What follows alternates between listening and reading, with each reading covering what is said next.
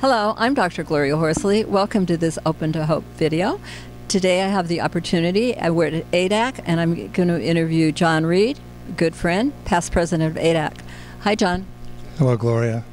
We wanted to talk about diversity and culture on this show, and I know you spent a lot of time in China and are doing some work there.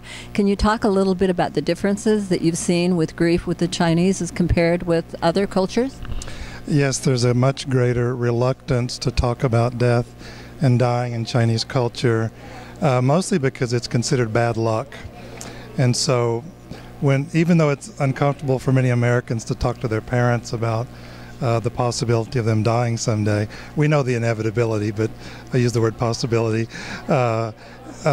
It's bad luck in Chinese thinking to bring up that conversation. When I was in Singapore, which is a heavily Chinese culture as well, and I asked a friend to take me to a cemetery, and he said, okay, but his wife, she did not want to go, and she stayed in the car the whole time. It gave her bad feelings and bad luck, feelings of bad luck. Yeah. Now, how do they handle the body in China?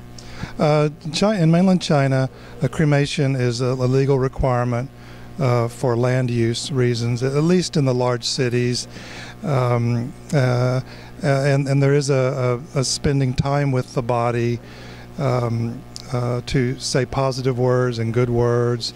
They do believe that the soul lingers with the body, and so you don't want to say negative things in the presence of the deceased.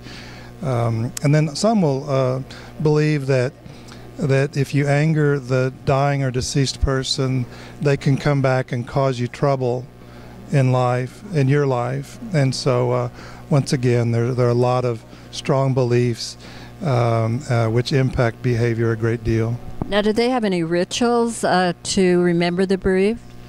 Yes, with such an ancient culture, an incredible number of rituals, some of which have had to be refined in modern culture. For example, memorializing them on 7 days, the 7th, 14th, 21st, 28th, anyway, up to 49 days. But modern people can't take off work that long, especially if they live elsewhere. So they have condensed it like every 7 hours. Some will do that to condense the morning schedule. Do they have any like yearly rituals or anything?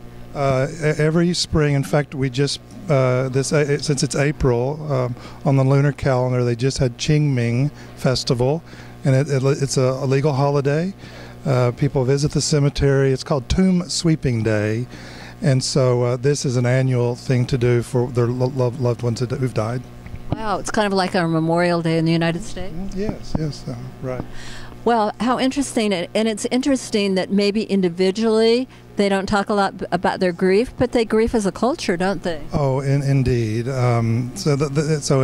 We shouldn't use our cultural lens to say they don't do it right. They do it the way they do it that works for them. And of course, increased death awareness is important, we believe, for our own well-being and acceptance of our own mortality.